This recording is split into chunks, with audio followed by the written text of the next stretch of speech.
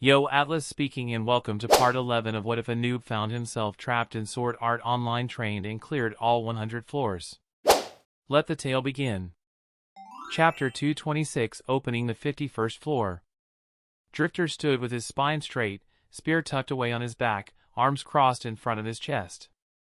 His expression was carefully neutral. Yuna and Nautilus stood at his side. The rest of the Reavers were out leveling. Today was the day the 51st floor would be open to regular players.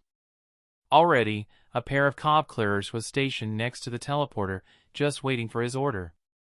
Over the next week, there would always be a couple of frontline guild players rotating in the position, to ensure that, if by some ungodly coincidence, someone hadn't heard about the new update yet, they were warned. Technically, Drifter and his two friends didn't need to be here. One of the guards could unlock the teleporter with no problems, but they were there anyway. Because Drifter was curious. Who and how many would come? Certainly not everyone. But would the frontliners have to walk truly alone from now on? Do it.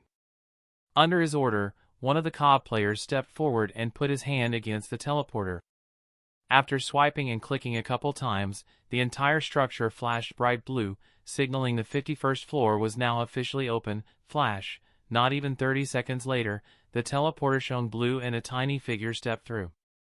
Argo the rat gave the three Reavers a quick hug and a nod before vanishing down the streets of the safe zone. More followed after. Akari and her guildmates, who disappeared without so much as a hello beyond a quick look. And then larger groups, bearing the colors of the frontline guilds, Dragon Knight Brigade, Knights of the Blood Oath, and more. Clearers and non-combatant members of those guilds, who had yet to climb to the 51st floor, gave their surroundings wary glances before leaving according to previous orders, and then there was silence for a long time. 10, 20, 30 minutes went by with nary a gust of wind blowing through the teleporter. Just when Drifter was about to call it a day, unable to shake off the feeling of disappointment and resignation, the teleporter lit up again. Two hesitant players stepped through, a pair of clearers who Drifter was somewhat familiar with. He didn't see the rest of their guild, but it was a start. The frontliner gave the duo an encouraging nod and half-smile. They returned it shakily, and this time, when the Spearmaster turned around, he didn't hesitate. "We're leaving already, dummy? No time to waste. Now that someone who's not part of our guild's taken the first step, others will follow." "Not everyone," Nautilus commented lightly, fiddling with the strap of his shield. Drifter sighed. "Not everyone. But we just really need 200 or so clearers on the floor to keep up our pace. More is always better, obviously, but we can't really go much faster than 2 weeks per floor if we want our levels and gear to stay on top. And we would be risking missing out on vital intel." "That too." The Spearmaster nodded in agreement with his wife. "There are 6,000 people left in Aincrad. As long as a couple hundred of them help with the clearing, I'm happy." "And do you think they will?" Nautilus had always been the skeptical to Yuna's optimism, although Drifter oftentimes also fulfilled that role. The songstress stuck out her tongue. "Think positive, not. We aren't the only strong ones in SAO. Players who made it this far are resilient. Sure, not everyone is going to climb this high, but I believe more people than either of you two expect will." The ash-haired young man raised his hands in mock surrender, and Drifter chuckled, slipping an arm around his wife's waist and kissing the side of her head. "I am sure you are right, Songbird." Turns out she was, although only partially. In the week the frontliners monitored the 51st floor teleporter, a grand total of 488 players, excluding frontline guilds and associates, came through. Over 200 of those experimented with the pain and backed down immediately. Another 60 or 70 endured for a couple of days before they too decided to retreat. In the end, just about 180 players settled in on the new frontline of Aincrad. In other words, even when adding the 100-some frontliners and the clearer and non-combatant members of their guilds, only about 400 players were currently exploring the 51st floor. 400 out of 6,000. As for the rest, you might as well consider them as having given up climbing and trying to clear SAO. It was a disheartening number, but also expected. The frontliners were too jaded by now to be affected by such a thing. After all, it wasn't like the future of Aincrad had ever rested anywhere but on their shoulders. On a side note, whenever the frontliners went to the lower floors to grind some materials or on an errand, they were witness to a lot more lowered heads and ashamed gazes. Drifter ignored those. He wasn't going to blame anyone for being afraid or not wanting to hurt and feel pain, but he also wasn't going to coddle them and whisper sweet lies in their ears, no matter how much they wanted to hear it. If they didn't have the guts to sacrifice and fight when their own lives were on the line, then he also wanted nothing to do with them. It was a matter of mentality, not strength. The clearers, Humaningdom's role players, and the other souls who went to the 51st floor and stayed. They might not all be strong enough to face off against floor bosses, but they had the will to take the reins to their own future and fight for it. Take Reaver's Requiem for example. Keita, Sachi, and Tetsuo weren't frontliners. Truth be told, they were barely clearers, while they had the heart for it. Other than Keita, the other two's skills were having a harder and harder time to keep up the higher they climbed, and yet, none of the three had hesitated to come to the 51st floor even before it was open to the public. The deaths of Sasamaru and Ducker, Shigio's fate, and the war against Laughing Coffin, the addition of pain, none of it dulled their resolve. Thinking of the trio only made Drifter sigh. They were a constant source of worry for him. Everything was, lately, that he was carrying too much on his back, and he knew it, but what could he do? It wasn't like there was anyone else who could relieve him from that burden. Correction, there were others who were just as capable of shouldering it, but they also had their plates full.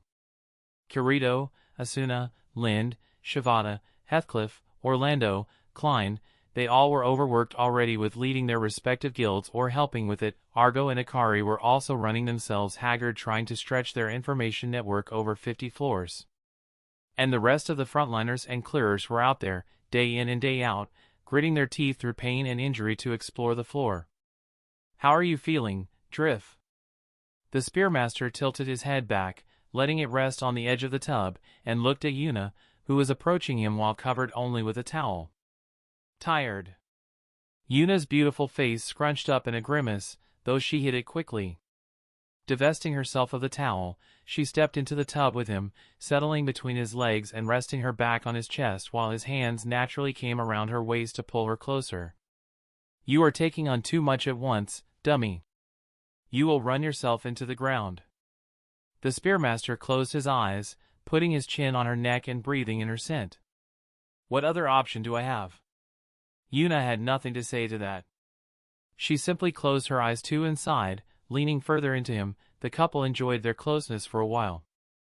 Despite being married for over a year now, Drifter still found himself falling in love with Yuna all over again whenever they experienced moments like this. "It will get easier soon enough, Songbird." "You truly believe that?" "I've decided to accept Kibu's proposal."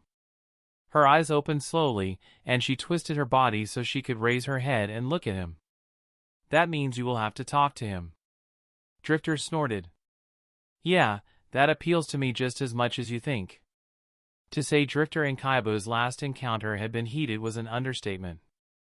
Not even a few minutes after the 25th massacre, the Spearmaster had been very clear on the fact he never wanted to see the Challenger again, and yet, here they were. "You can't kill him." Were they talking about anyone else, Drifter would have laughed it off as a joke. Him, Broken Spear Drifter, killing someone who wasn't a red player. Actually, now that he thought about it, maybe he couldn't just laugh it off. If it was 20 or so floors before, sure. But after Laughing Coffin, Drifter had a very different outlook on the value of a life nowadays. Done, of course, he still wouldn't ever hurt an innocent person. But Kibu was far from that. "I'll control myself." But unless he really changed a lot like Argo said, I'll take his plan and kick him to the curb. I would rather take a frontliner off the assault team to lead this new police force than let Kibu raise it into another ALS. Yuna stared at him, picking apart his intentions. Her husband would never lie to her, but sometimes he lied to himself. Satisfied with what she found, the songstress adjusted her position again, laying her head sideways on Drifter's chest. "When do you plan on talking to him?" "I'll go with you." "Thanks, love. No sense in wasting time. I'll confirm it with Lind, Heathcliff, and the others tomorrow, and ask Argo to set a meeting the day after. In that case, why not wait a couple days? It should be enough time. Drifter opened one eye. Enough time for what? To finish setting up our place. I think the talk will go much better in our home ground. Now he was openly staring at her, but Yuna stubbornly kept her face hidden in his chest, so all he could see was her soft brown hair. He had the distinct impression she was smirking, however. Songbird. What aren't you telling me? Well, remember how you went with Not, Sinan, Yuki, Griselda, and Silica to explore the south portion of the floor today? Certainly. Damn swamp. As if the mist wasn't bad enough. Yeah, well, that isn't such a problem in the north, where I went with Kirito and Rhe others today. In fact, the mist over there is quite beautiful, in a sorrowful way. And that's a good thing? Drifter raised an eyebrow, but he could imagine what she was talking about. One thing the players couldn't complain about Aincrad were the scenarios. Each was more stunning than the last, and impossible to exist in the outside world. I'll take you to see it tomorrow. There's a lake and a waterfall, it's very pretty. And also for sale. Ah. So that was what she meant. A guild base, Well, it's about time. How much? About that, Yuna squirmed in his lap, evoking very conflicting feelings. He blew into her ear and she shuddered. How much? We have enough. So I don't want to know. Got it. Yuna finally looked up at him, a pout forming on her lips. Honestly, that was unfair. She knew he always caved when she made that face. It's a good deal. You'll see. I believe you. We need a place of our own. We do. This isn't just our little party anymore, we got nearly 20 people. Yup. You know we aren't that pampered that we can't keep living night by night in inns like this. Gods know we've been doing it for 2.5 years. We have.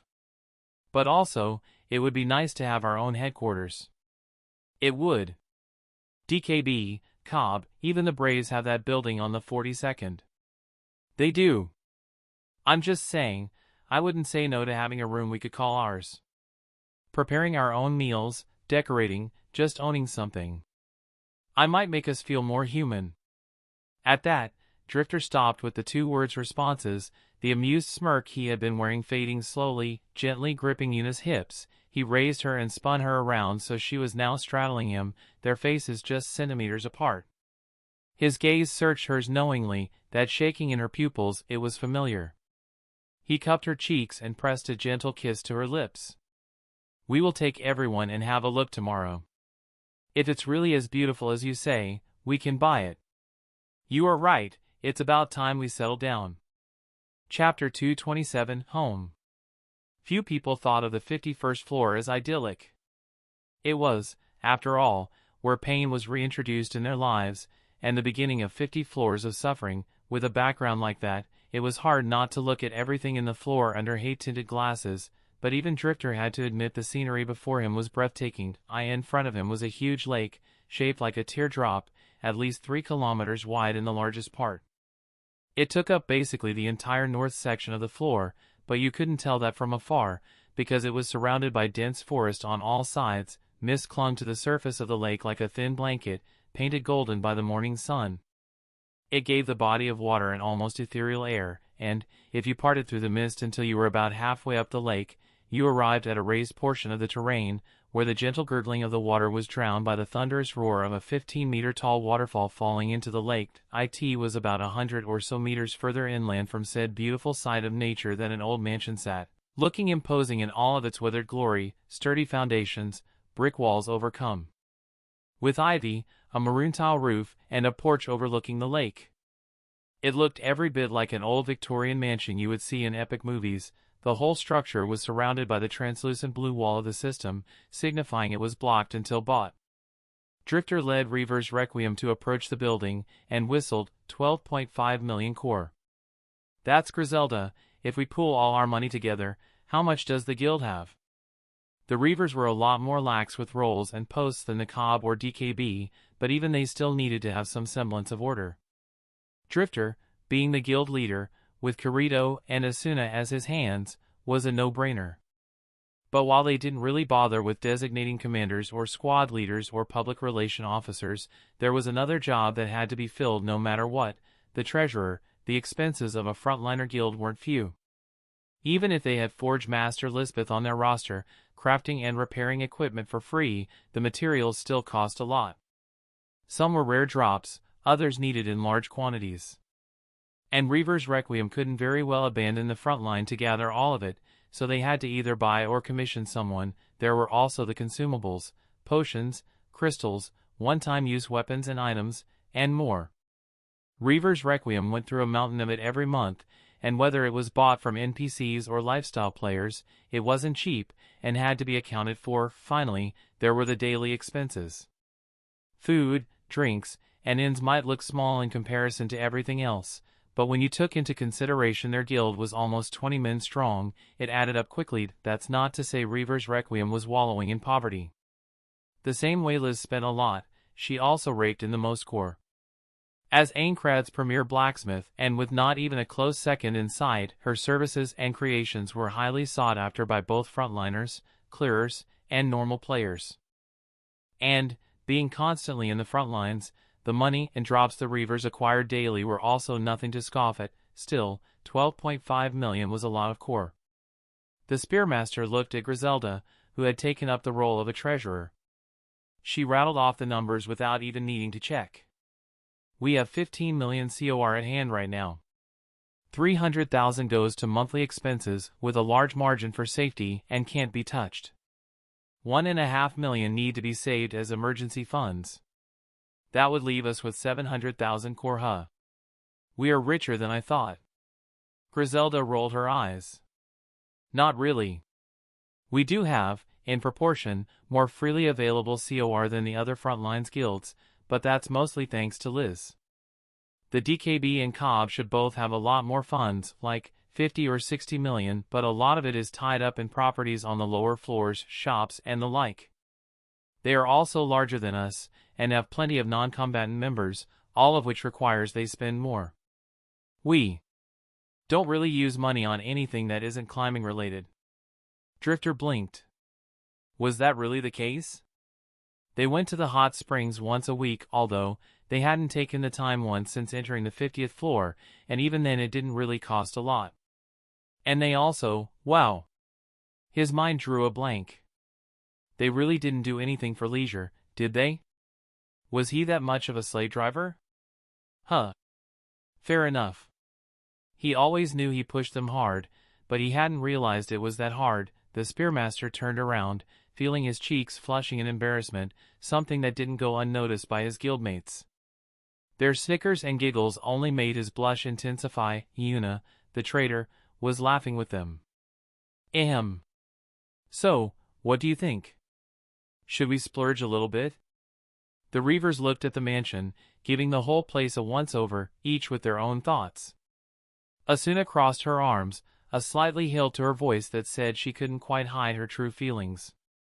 It would be nice to have a place that isn't a tavern room. A proper home base. We've earned that much. Nautilus tapped the pommel of his blade. Plus we get to say we live in a creepy murder mansion. There's no way this place isn't haunted. Rand smacked his shoulder while the others chuckled at his deadpan delivery. Yuki, however, perked up. Haunted in the quirky and misunderstood ghost with a tragic backstory way? Or the we wake up to our souls being siphoned away by starving malevolent spirits way? Drifter snorted. I think option B is pretty much what Kaiba did to us already. It was a sign of how insane they all were that a couple of them laughed at the, admittedly, very bad taste joke. Liz, meanwhile, ignored their banter and was scratching her chin with a thoughtful expression. Hey, if there's a haunted mansion on a foggy lake in a pain-reintroduced floor, I'm the one forging the anti-ghost weapons. Very lucrative. Sinan rolled her eyes. That's not a thing. Yet. The spark in Liz's eyes was definitely unhinged, but all the Reavers knew better than to get between the blacksmith and a new project. They decided to just let her be. Do you think Pina will like the rooftop? Silica eyed the structure speculatively, and Wolf grinned and ruffled her hair. "Kid, that dragon likes any roof." "Pry!" said Dragon cried out and took flight from her resting place in Silica's arms, spitting healing bubbles. "It has a large area for Ferder to explore. He will enjoy not being cooped up in a small room anymore." Kismel ran her finger through the fur of her faithful companion. By now, Drifter was looking at the rest of his guildmates just out of formality, because the decision was as good as made. "Well, I won't say no to having a proper office." Valork leaned on his shield, a small smile hanging on his normally expressionless face. He enjoyed reading, although he was rarely able to do so undisturbed. Maybe now he could. "A common room. With a big table, so we don't have to take turns at meals just because there isn't enough space. And a training ground where we won't attract a crowd to watch every time. And larger bathrooms." The former Black Cats also offered their input, and Asuna high-fived Sachi. Both were fans of soaking on the tub for a long time. Agile just smirked and tilted his head at Drifter, as if saying he was happy with whatever the Spearmaster chose. Drifter shook his head with a smile. Then he pressed his hand against the glowing blue barrier. "Would you like to acquire Lakeside Estate?" Yes, the entire barrier shone brightly for a second before dimming and breaking down, starting from where Drifter had placed his hand. "Reavers don't retreat," Yuna murmured next to him, grabbing his free hand. The Spearmaster looked lovingly to her. "But sometimes we settle down." The sun dipped low over the lake, turning the mist into a sheet of molten copper to contrast with the liquid gold from early morning. Not far, the waterfall shimmered in the same colors, its roar dulled by the evening air. Lanterns flickered to life along the Porsche's railing with just a twitch of Drifter's finger, casting warm lights across tired but happy faces. Earlier today, the entire guild had run around the mansion with the excitement of kids and a school trip, claiming bedrooms and exploring communal areas. Kirito and Asuna had found a quiet corner room away from the bustle. Silica picked the tower on the west wing, mostly because Pina liked high places. Yuna had dragged Drifter around trying every mattress, judging the softness with the seriousness of a quality control inspector. Now, they were resting. Drifter sank into one of the wooden chairs, muscles finally relaxing after hours of combing through the estate that was now their home. For 2.5 years now, he hadn't thought of that world in more than a metaphysical sense, believing that, as long as he had his family with him, he would be at home, but there was something deeply comforting about finally settling down in a real, physical place. He exhaled, long and slow, watching the breath leave him like the stress he had been carrying since the 50th floor. They had a home. The Reavers lounged around the porch in various states of relaxation. Kirito had his feet up in the railing, Asuna cradled securely to his chest. Nautilus and Ran were watching the slowly appearing stars in the far distance. In the grass below, Silica, Pina, and Ferder played, the little feathered dragon chasing fireflies with chirping delight.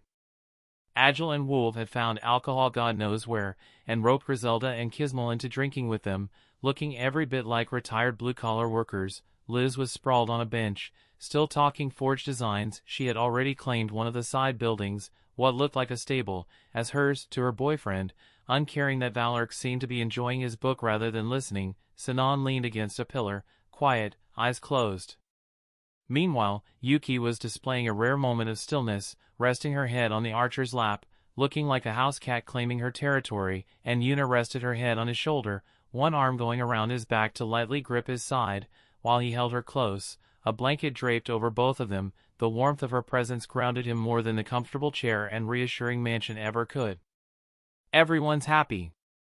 Her soft whisper reached his ears, and Drifter pulled Yuna a little closer. "Yeah.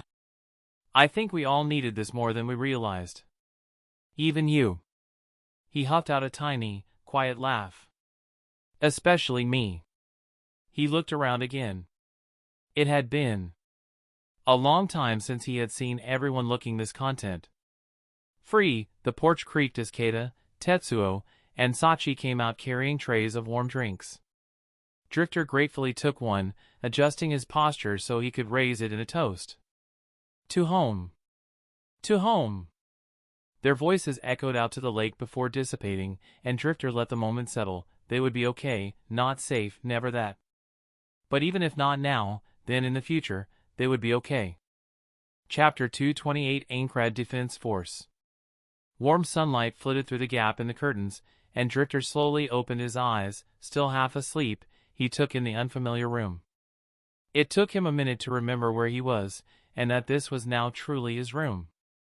HMMGH. Well, not just his.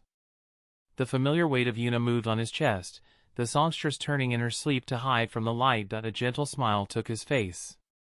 Drifter and Yuna were an old couple now, having been together for nearly 2 years, but every day he only felt more and more in love with her. Careful not to wake her up, Drifter shimmied his way out of bed. The floor felt cool under his bare feet, but not uncomfortable. He stretched and looked around. The room itself was nothing special. While the lakeside estate, or Reaver's mansion, as Yuki had dubbed it yesterday, had come furnished, it was only with the barest of items. Their room itself only had a bed, wardrobe, 2 bedside tables, and that was it, but furniture could be bought, and decor replaced or improved. It was what the building itself represented that put a smile on Drifter's face when the day was barely started. Habitually, he swept his finger and opened his menu a little over 8 a.m. Later than the Reavers usually got up, but entirely understandable considering this was the first time in years that they could allow themselves to truly drop their guard. Taking a shirt out of his inventory, Drifter threw it over his head. He could have put it on with a single click, but there was something grounding about doing it manually. He then looked to the side, where his trusted twisted bident was leaning on the wall next to the bed. After warring with himself for a handful of seconds, he turned away. For the first time in what felt like forever, he left his weapon behind. Of course, it wasn't out of reach. He could still summon it with a flick of his finger, but for someone who hadn't stored it away or left it out of his eyesight in years, it was a huge change. Careful not to make any noise, he left the bedroom and closed the door behind him.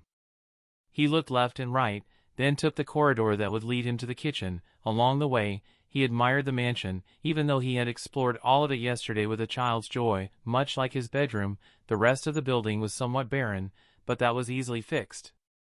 Unlike buying a building, which was very expensive, furniture and decorations, even for a place huge as the Reaver's mansion was, would only cost a few tens of thousands of COR, not even 100. And the mansion really was big. 22 bedrooms, enough for each of the Reavers to get their own, although many were left empty as most of the players had gotten into the habit of sharing rooms, either as couples or as friends. 8 common areas, ranging from a library to a dining room and more than one living room, a large kitchen that had Asuna squealing with joy, and more. All in all, it was actually far bigger than what the Reavers needed. But none of them were complaining. Climbing down the stairs and turning a corner, Drifter found he wasn't the first one to wake up. Kismal and Valak were in the kitchen, working quietly in tandem to prepare a simple breakfast for the guild. The Spearmaster couldn't help but notice their attires. Valak was dressed much like him, in simple pants and a shirt, but his towering shield was nowhere to be seen, and Kismal was wearing a dress.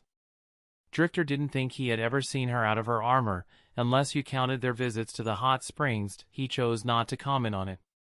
A blossom of warmth bloomed on his chest at the clear sign that them, like him, were letting go of some of their ever-present tension. Greeting them quietly, the Spearmaster joined the duo in their preparations.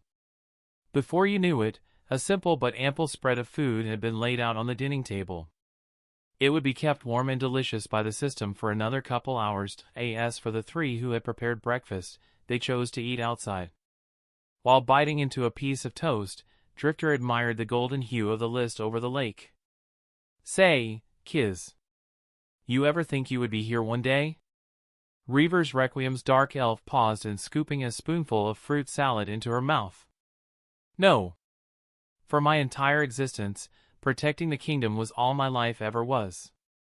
But, seeing Kismal smile wasn't rare. She was one of the kindest and most gentle people Drifter had ever met. But even the Spearmaster was lost in how beautiful that smile was right then. I enjoy my life now more than I ever did before. Truly, thank you for accepting me, Drifter, Valak. The 2 men blinked. Drifter had simply been making idle banter, prompted by the peace of the moment. He hadn't expected it to become this deep just a couple sentences in, or at all, but his lips curled into a smile, and Valor too looked happy. In an unspoken agreement, both put aside their plates before trapping the dark elf in an ambush hug. "Get off!" Kismel made a show of pushing them away, but there was no hiding her smile. It was because of moments like this that she forged on despite knowing she was nothing more than a bunch of ones and zeros. "Hey, I didn't know we were doing a morning group hug." The trio suddenly felt another body drop themselves over them. Someone grabbed Drifter's head, and he spun around, picked Yuki up, and squished her between himself and Valork. "How about that?" "Ack!" The young girl cried out pitifully, stretching a hand to Kismel as if asking her to pull her arm. But the dark elf simply smiled, enjoying her suffering. More Reavers arrived soon, and the porch turned into one loud, happy mess. No matter how tired they were, their biological clocks didn't let any of them sleep in too late. Finally, after everyone had eaten breakfast, parties were formed, and the guild set out to adventure further into the 51st floor. The frontliners were close to finding the entrance to the tower, and from there it would be less than a week before they were ready to challenge the floor boss. The large mansion, initially so boisterous filled with noise, fell quiet. Only Drifter Wad left, having offered to clean up the remains of breakfast since he was staying behind anyway. That's right. Today, Drifter wasn't out with his guild. He had a meeting with Argo and Kibu to discuss the possible formation of a new police force for Aincrad. His guildmates had been somewhat reluctant to go out without him, but Drifter assured them it would be fine. Argo was going to be there to mediate, and the Spearmaster could control himself enough not to attack Kibu on sight. Hopefully, truthfully, Drifter just wanted to get it over and done with. One thing frontliners weren't fans of was wasting time, and he was no exception to the rule. Whether the plan went ahead or not, or if Kibu or someone else took charge, Drifter didn't plan on interfering on it any further than today's meeting. He had enough on his plate as it was. It didn't take long after he was finished cleaning up the porch and kitchen that a blue glow came from a small room to the left of the main entrance. Being a large property in the middle of the floor instead of a safe zone, Drifter had barely bat an eyelid when the system prompted him with the option to add a teleporter to the manor. Compared to how much they spent on the building itself, it was a pittance. Now, the lakeside estate was like a tiny safe zone. In the middle of the 51st floor, in a radius of 10 meters around the building, you couldn't damage or attack anyone unless you sent out a dual invitation, and they accepted, of course. And, with the teleporter, it was only a matter of seconds to get anywhere else in Aincrad. Being that he was registered as the owner of the property, Drifter also had the ability to control who was allowed to use said teleporter. Which was, really, the only reason he concurred to have the meeting here, instead of some random restaurant in the town of beginnings. Kibu was getting scratched off the list as soon as he was gone. Call Drifter petty if you would. But considering how many people were dead because of Kibu, some of them his friends, the Spearmaster felt he had the right. He watched warily and wearily as the door to the teleporter room opened and Argo stepped out, followed hesitantly by another figure. Normally, the info broker would have cracked a joke or made some sort of inappropriate comment or teasing remark about the new house, but this time, she kept quiet, her face a carefully crafted blank mask. Drifter himself only spared her a single glance before his gaze zeroed in on Kibu. The former frontliner looked much the same as the last time Drifter saw him, over a year ago, at least physically, but the way he carried himself was worlds apart from his previous swagger. Before, Kibu always had either a smug grin or an arrogant glare whenever he met someone. Both of those were gone now, replaced by an air of submission, or maybe serenity. Like he was expecting Drifter to yell at him, and fully intending on taking it without fighting back. For some reason, that angered the Spearmaster. His nostrils flared, and he held back from saying something that would surely doom the conversation before it could even start. He held back because of Kibu's eyes. Neutral, calm, even slightly apologetic. But the spiky-haired player didn't avert his gaze even when Drifter full-on glared at him. Good. He still had some backbone at least. If he had turned into a coward, it would make the 25th massacre feel even more wasteful than it already did. If this were a wuxia novel, the air would have cracked with tension. Since it wasn't, the silence stretched just long enough to make Argo feel awkward. "Dri boo?" The Spearmaster turned to her voice, only then realizing how antagonistic his posture was, arms crossed in front of his chest, blocking the corridor. He didn't apologize. Nor did he offer any sort of greeting to Kibu. Drifter just took a deep breath and ruffled Argo's hair. He had agreed to this. If for no reason other than to not hurt her, he would behave. Let's sit down. He led them to a small sitting room to the side, one which Agile had already claimed as his office earlier. A couple crates of excess gear were stowed away near the back, but it was still empty enough that they could all take a seat around the center table. Argo told me about your proposal, Kibu. I ran it by the assault team. We think it has merit. But we have concerns. Mainly about you. Drifter decided to dive right into the heart of the matter. He didn't want to spend any more time in Kibu's presence than he needed to. Let me finish. Kibu tried to answer, probably reassured Drifter of how he had changed and whatnot, but the Spearmaster raised his hand to cut him off. You were a great frontliner once, Kibu. Not even I can deny that. For all your faults, you were a good leader, until that last moment, and a great fighter. Drifter felt an almost physical pain in admitting it, but it was the truth. Kibu did not feel relieved, however, because Drifter's glare was still just as cold. But that was then. The 25th Massacre Argo says you've changed. And I chose to believe her. But nothing is forgiven or forgotten. Not by me, not by the assault team, not by any player in Aincrad. And that is our first concern. How would he lead a police force if the mid and low-level players saw him as the one who caused the 25th massacre? They had watched it live, after all, including the condemnation of Kibu by the assault team that came after. His words were confrontational. But Kibu didn't flinch. I may never earn their trust or yours again, but I will at least try. This is my way of repenting, not just for my sake, but also for all the deaths I've caused. Drifter narrowed his eyes. Kibu sounded suspiciously selfish there, but it wasn't like the Spearmaster was never guilty of hypocrisy. We considered taking your idea and kicking you to the curb. I was outvoted. The lower floors. As long as they are kept under control, I can't be bothered with who's in charge. But the how and why, that does alarm me. Dribu. Argo clenched his forearm under the table, feeling Drifter was getting a little too fired up. But the Reaver stroked the back of her hand in a calming gesture. He wasn't fired up. He was cold. As cold as when he faced Laughing Coffin. This is not to be your new ALS, Kibu. It is not to be your new guild. It's a police force, set in place to protect the normal players, stop them from unduly panicking and causing chaos. He stared straight into Kibu's eyes as he said it. In fact, he had yet to stop glaring at the former frontliner since they met. It is not your ticket back to the assault team either. You are not a frontliner anymore. Not Kibu the challenger anymore. And you never will be. That clear? I never thought it was. Drifter hated that he could see in Kibu's eyes that that was the truth. Argo and Fumaningum will keep an eye on you. The moment we hear a whisper of you abusing your power or trying to rebuild the ALS, you are out. Permanently. Kibu had changed, and so had Drifter. He wouldn't kill Kibu mostly because he becoming a red player would be a hassle, but he could make the man's existence miserable. After all, over a year away from the front lines meant even the weakest in the assault team were still miles above Kibu now. The Aincrad defense force is provisionally in your hands, Kibu. Don't disappoint us. Chapter 229, Time flown by. More details needed to be hammered out before Kibu left, or course, but Drifter was glad to let Argo deal with it.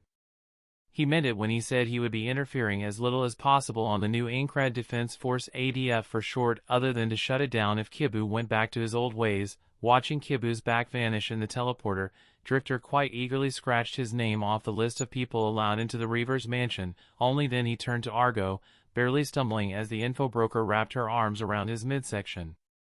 Thank you for being mature about this, Dribu. Don't mention it, little rat. And I'm sorry for dumping most of the ADF-related work on you. I know you are already swamped. I'll message Akari later too. It ain't that bad. After Kibu gets it off the ground, it'll actually free up a whole lot of time for me. Good to hear that. Drifter squeezed her one last time before letting go. What you gonna do now? Meet up with Yoon and the others and keep grinding. Thought so. See you around then. The young teenager now hopped towards the teleporter with a final toothy grin. Drifter waved. I'll invite you to a housewarming party soon. Looking forward to it. Then she was gone. Drifter smiled wryly before shaking off the last remnants of tension from meeting up with Kibu. Summoning his spear and armor, he walked out the front door. The work of a frontliner never stopped. 2 months later, 55th floor of Aincrad Eagle's Nest. Duck! Nautilus dove to the ground and Drifter's bitten shot over his head, impaling a monstrous eagle just as it was about to peck the ash-haired player's head off. Shriek. Ugh! The edge of a bronze feather still caught the indomitable knight in the neck, leaving a deep cut, and Nautilus grunted as a sixth of his HP vanished. Sonic leap! Sword glowing green, Rand dashed in and lopped off the mob's left wing. At the same time, Drifter pulled back his spear with the sharp grind of metal on metal, and brought it down again as a halberd, almost severing the eagle's head in two. The mob burst into shards, and Drifter stabbed his weapon into the ground before offering Nautilus a hand in dragging him back up. Sorry about that. My skills were on cooldown. The ash-haired player shook his head, pressing a hand to his neck and watching the red polygons flake away. Don't sweat it. I made a mistake too. Should have used Indomitable Might, but I got greedy. He hadn't actually been in any danger, with his build and HP nearly full. Not even a head-on attack from a bronze eagle could kill him in one hit. But it still hurt. Ever since they reached the 55th floor, Aincrad's pain setting had been boosted to reflect 100% of the real thing. So when Nautilus got his neck slit and just grunted? That was the result of 2 very long months of training and hardening themselves to withstand pain. A lot more had happened in those 2 months too. The assault team had climbed to the 55th floor, thankfully without any further casualties. More players had gathered the courage to leave the safety of the lower floors too. Not many, but more than before. Argo's latest count put it at 111 frontliners, 296 clearers, and 180 normal players who currently inhabited, or at least regularly explored, Aincrad's upper half. Not nearly as many as it should have been, that's for sure. But it was, quite honestly, more than Drifter had hoped for, or expected. Part of it was, as much as he hated to give their leader credit, due to the new Aincrad Defense Force. Kibu's proposal had been implemented and, though it faced heavy pushback at the start both due to who he was, as well as what the new group's role is, once it became clear the assault team supported it, there were a lot less voices of dissent. Drifter wasn't sure how he felt about that. Before the 51st floor, although he wouldn't say the frontliners were close to the normal players or anything like that, there certainly wasn't this air of mystique, nor such a distance between them. He knew it was largely his fault. With the speech he had made in the Town of Beginnings, where he basically told the general SAO populace that they should shut it and suck it up, the difference between frontliners and clearers, and normal players had been dragged out into the open. It didn't help that the vast majority of players never went above the 50th floor, and that the frontliners rarely went below that nowadays.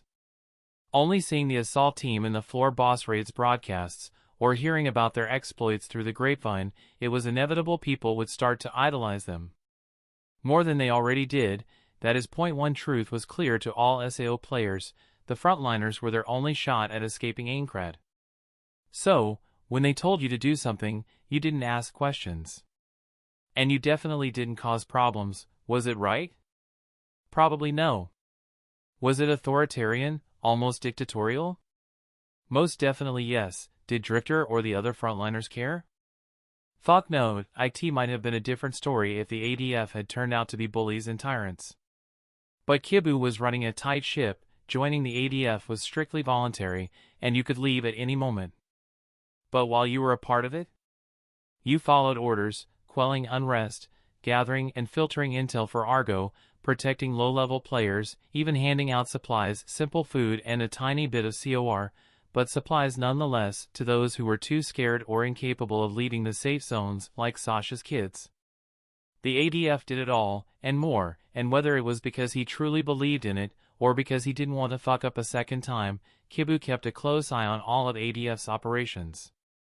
There had been 2 occasions where ADF members tried to intimidate others using their positions, and they had been kicked out faster than Argo's spy web could pass it on to Drifter.so. After 2 months of mostly smooth operations, Drifter was willing to give the Aincrad Defense Force and its leader the benefit of the doubt. As long as Kibu didn't let the power get to his head, the Spearmaster was happy to let him do his thing. He had much bigger and more urgent issues, after all. Such as completing the pain in the Ass Chain quest. Reaver's Requiem had been slapped with. IT had begun on the 53rd floor, when Wolf and Silica rescued an NPC who had been chained to a rock and left to starve. Said NPC gave them a sob story and a seemingly simple quest to save the rest of his family from some evil mobs. Easy enough. Silica, being soft-hearted, insisted they complete it soon, and the promised rewards were fairly good, so the others saw no problem with it. Plus, the quest led them to a, as of then, unexplored portion of the floor, so that was 2 birds with 1 stone. They found the enemy stronghold easily enough, guarded by some bandit NPCs, accurately classified as mobs, and wiped them out. That was when things got a whole lot more complicated. There was no innocent family waiting to be rescued inside the building, just a golden scepter with a giant emerald embedded in it. The NPC who they rescued turned out to be a backstabbing traitor. He snatched the scepter, which was revealed to be an ancient magic artifact of a long-gone kingdom, used it to paralyze the Reaver's party, and fled, and had been fleeing for the last 3 floors. Every time they got close, something would get in the way: mobs, traps, tricks, and the NPC would escape again. It was very annoying. But also, because it had been Reaver's Requiem who unknowingly started the chain quest, they couldn't just pawn it off to somebody else. And because questlines spanning multiple floors always contained information about the bosses, they couldn't also just abandon it.so. That was how Reaver's Requiem was stuck chasing a slippery traitor throughout Aincrad. In a way, it was kind of refreshing. Their guild hadn't done a chain quest since the Elf War questline. After the assault team got properly organized and the clearers were put in place, things like that were generally left for them to handle, but this quest was annoyingly repetitive. Chase the traitor, fall into a trap. Defeat the mobs and realize the traitor escaped. Rinse and repeat. Still, the Reavers pushed through, mainly because the intel was good. It had provided them with important information for the boss fights on the 53rd and 54th floors, and, if the pattern endured, it should soon yield something for the coming raid. The 55th floor was where things had gotten real, per SE. The pain setting was now 100% of the real thing, and there was a limit to how many times you could tell yourself it was all fake, because it wasn't. They pushed through, of course, like they always had. More eagles incoming. The mobs also never stopped. A new flock of bronze eagles, 7 in total, crested over a hill, shrieking their cruel hearts out. Drifter sighed. Well then. Let's get those chickens on a skewer. He groaned at his own pun, shrinking his neck to avoid the deadpan stares of his party. Sorry. I'm tired. Rand shook her head in exasperation. What were you even doing last night that you stayed up so late? The Spearmaster scratched his neck. He didn't quite have bags under his eyes, but he definitely wasn't in peak form. I don't even know. Just felt uncomfortable. Same thing the whole week. I can't sleep 'cause it feels like we're being watched. He sighed again. Which is stupid because nobody can enter the mansion that I didn't put on the list. And unless Akari got really bored those last couple days and decided to stalk me at night, then I don't know what's going on. He had barely slept 2 hours last night, and was feeling irritated. His words came out with more bite than he meant to, directed at no one in particular. Near him, Sinan raised an eyebrow even as she knocked another arrow onto her bow. You too? What do you mean?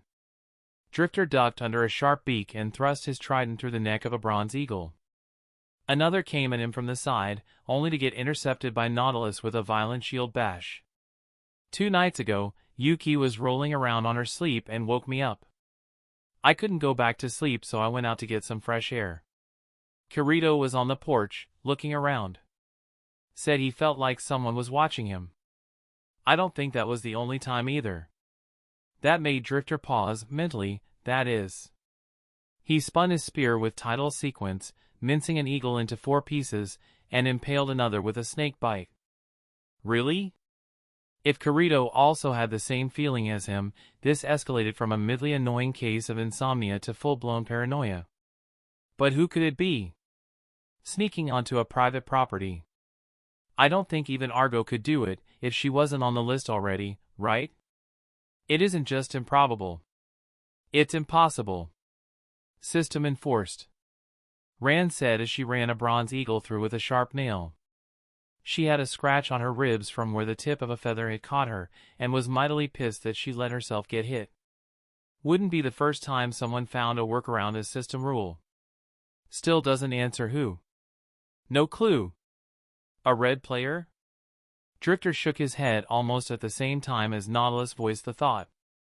No way. There are only a handful left, if any at all, and they are too busy trying to avoid Argo's search and Akari's surveillance. If it was the former who found them, those red players might still have a chance. But if it was the latter...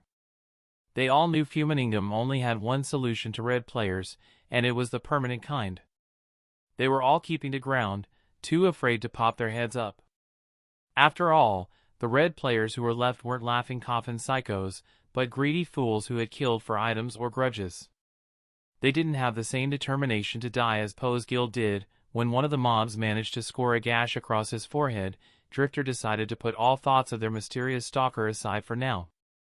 He had always been the one who preached the most about never letting your guard down no matter how weak the enemy. Chapter 230 Yui. The feeling of being watched only got stronger over the following week, and Drifter had started to become quite paranoid. But even after commissioning Akari and Fumaningum to keep an eye out on the Reaver's mansion's surroundings, nothing out of the ordinary had been found. Right now, the Spearmaster was sitting on the roof of the estate, scanning the surroundings with eagle eyes. Kirito joined him, both using searching with reckless abandon, but with similarly lackluster results. It was maddening. They both knew there was something out there, both felt it, but they were the only ones. So, everyone downstairs thinks we're insane? Kirito snorted. Being who we are, I don't think that was ever in question. But they don't believe we're going crazy, if that's what you are asking. At least someone doesn't. I'm not so sure myself. The Spearmaster lay back on the roof and stared at the underside of the floor above. The hell is going on with us, Kirito? Dunno. But something is out there. I'm sure of that. So am I. But what? Not players. Not mobs. Between us two, Sinan, Akari, and Argo, we have 5 of the highest proficiencies in searching in Aincrad. Sinan's only about 80 points from maxing it out. There's nothing that could hide from her. It was a discussion they had had before. But saying it aloud helped pass the time, and who knew? Maybe they would have some miraculous insight. Something that isn't affected by searching then. Some long-range spying skill. Never heard of one. Me neither. So something else. A system glitch. Or the system itself, that was what Drifter was the most afraid of. What if it wasn't a glitch, but rather Cardinal or Kaiba themselves watching them? That would explain why they couldn't find anything no matter how hard they tried. After all, those two were the gods of this world. If they didn't want to be seen, they wouldn't, but that assumption begged the question, why? Why would Kaiba or Cardinal be so interested in them, especially now of all moments? Why not after the 25th massacre of the Laughing Coffin raid?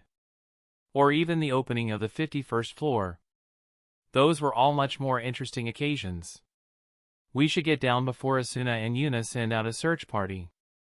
Kirito said that in a tone which made it clear he was too tired to think on the topic of their stalker. Drifter's answering smile was just as exhausted. I could do with a good night's sleep. Don't think today will be the day, however. Kirito just nodded, all the weight of the world on his shoulders. Bidding good night to his guild leader, the black swordsman jumped down from the roof to the second-floor balcony, and from there to inside the mansion. Drifter lingered, gaze still staring unblinking at Aincrad's beautiful and terrible imitation of the night sky. It was too much sometimes. Too real and too fake.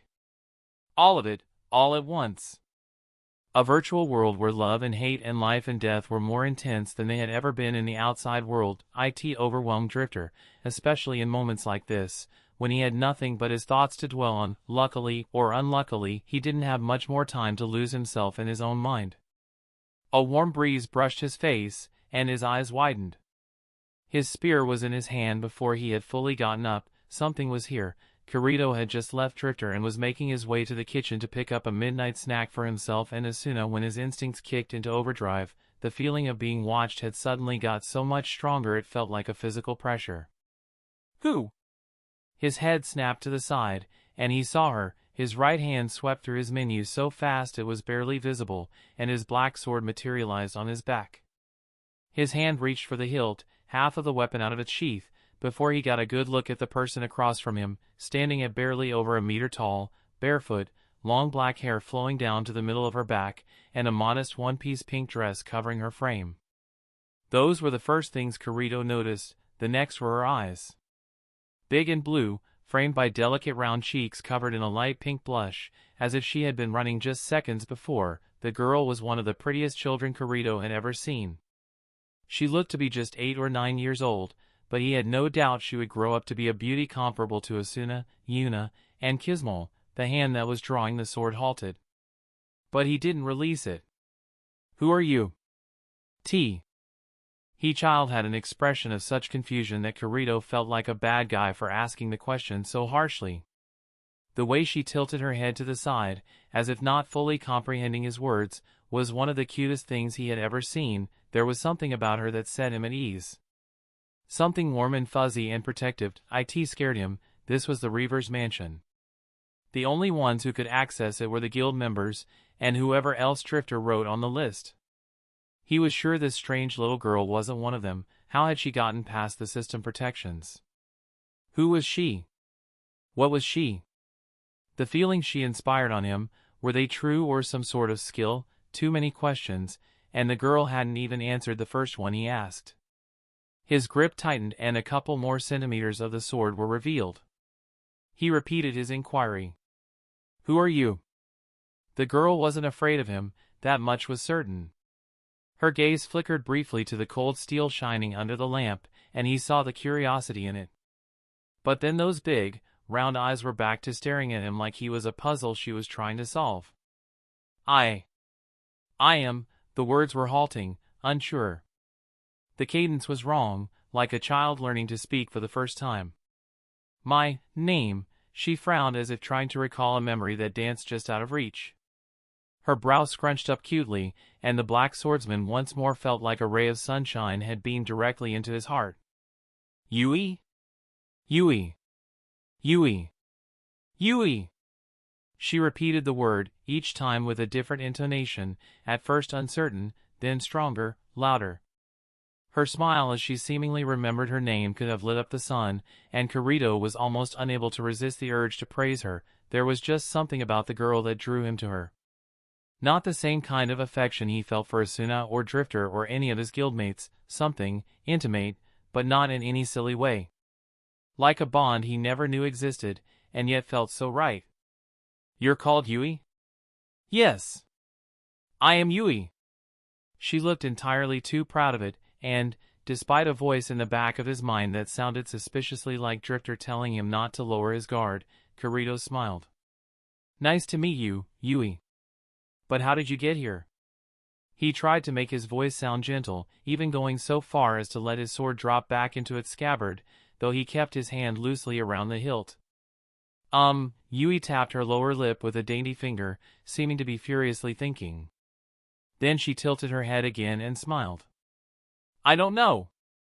Kirito couldn't help but notice her speech pattern was improving rapidly. But her answer caught his attention more than how she spoke. You don't know? I was asleep. And then I woke up. I felt like I would be happy if I came here. So I did.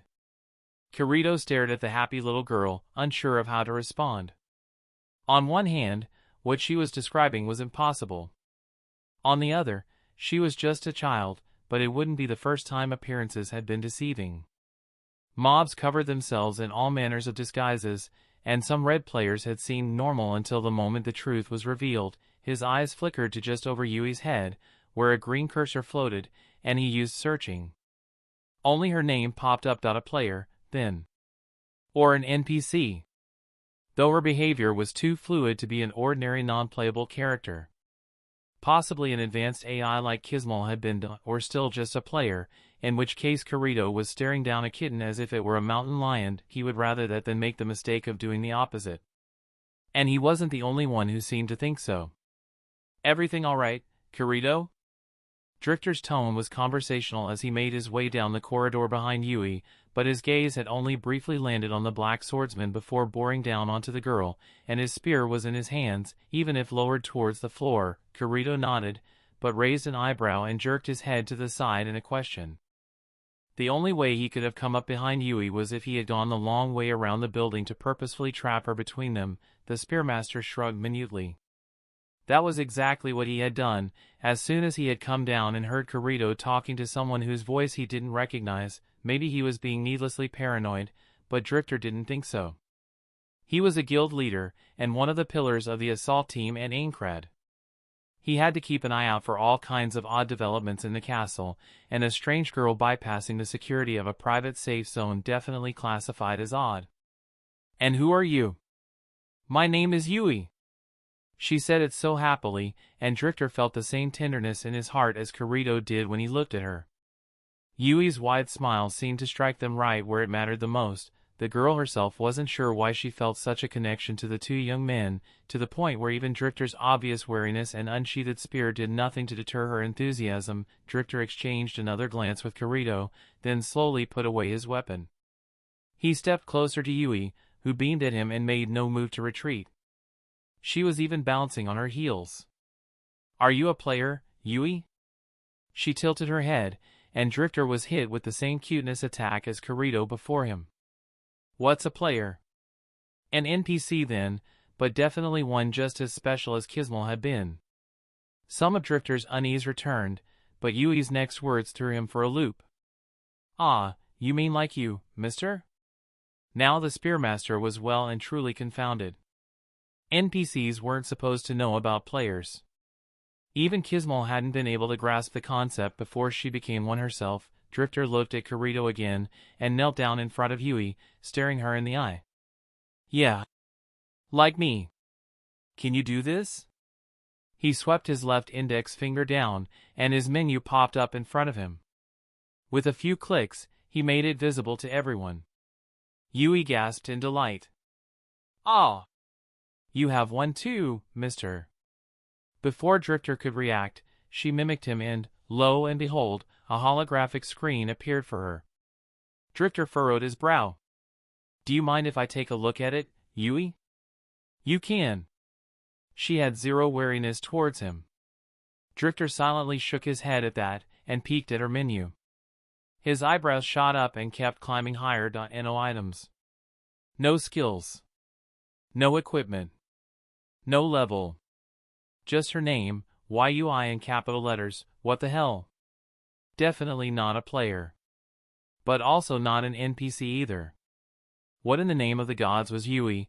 Thankfully Drifter still trusted the system to enforce the safe zone rules inside the Reaver's mansion, the random little girl break-in notwithstanding, otherwise he might have attacked her just out of principle. Instead, he looked over her head to Kirito yet again, sending an unspoken message that the black swordsman should stay on his guard.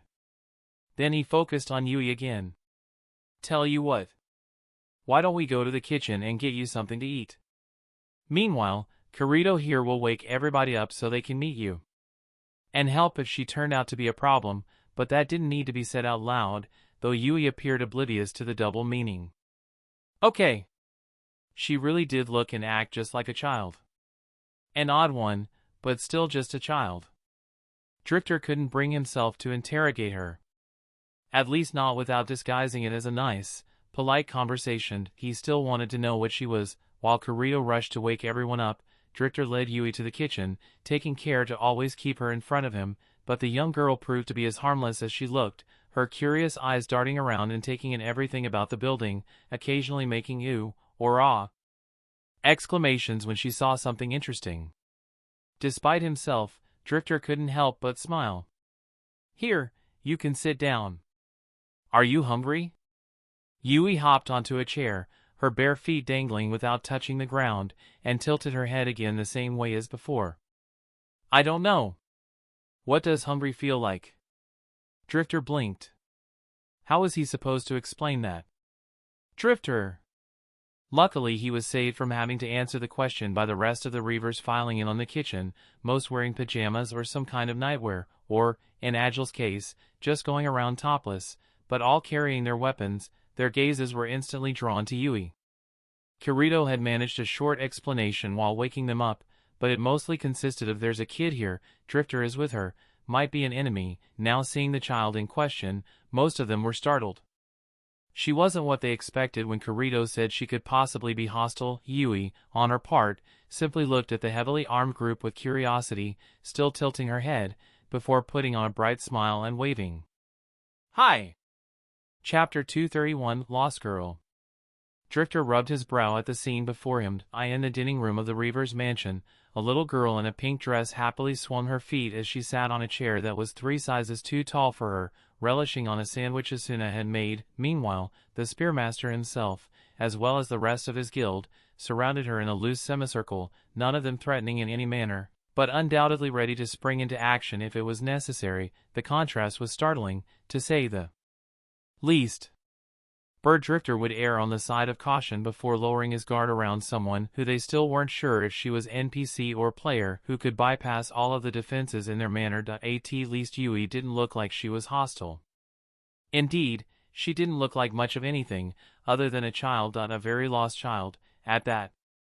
And you are sure you don't remember anything, Yui? How you got inside the house, for example? Again, the little girl tilted her head, an unfairly cute expression of deep thinking on her face, before she eventually shrugged. I just came in. It was open. It most definitely wasn't, but Drifter could already tell this particular line of questioning would get them nowhere.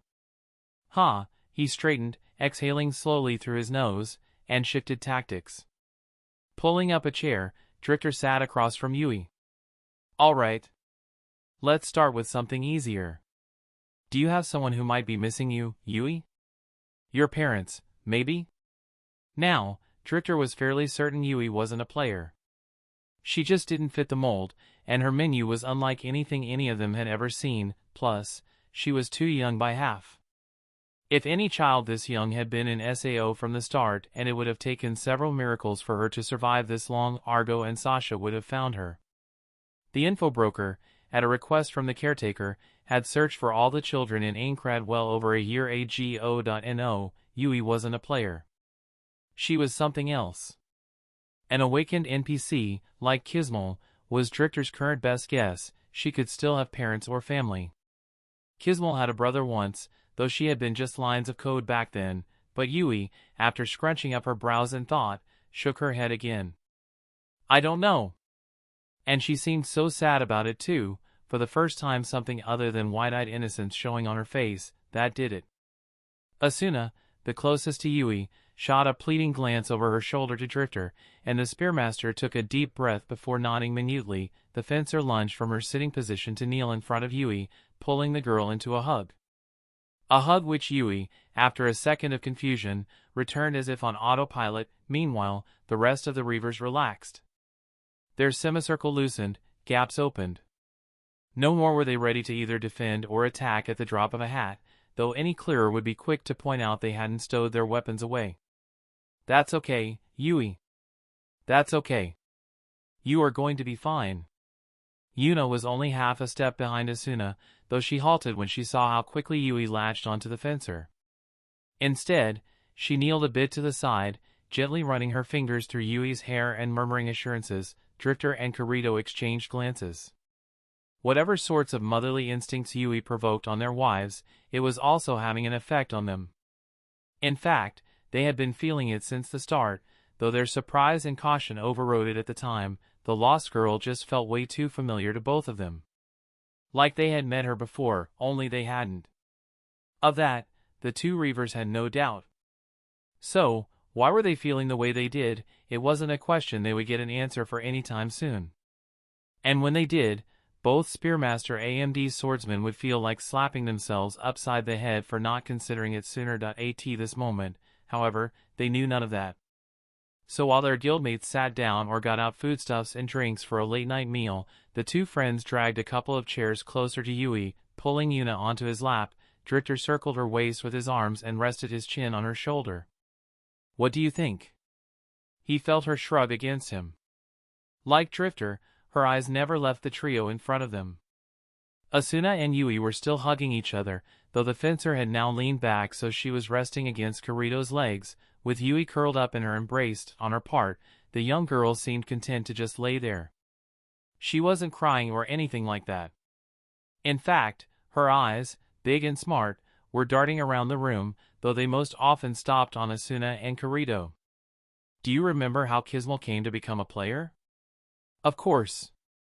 She was supposed to die according to the storyline. We didn't let that happen, and it confused the system to the point where it made her a player." "You think that's what happened here?" "Something like that. Though I would have expected Cardinal to patch it up so it couldn't happen again after Kiz."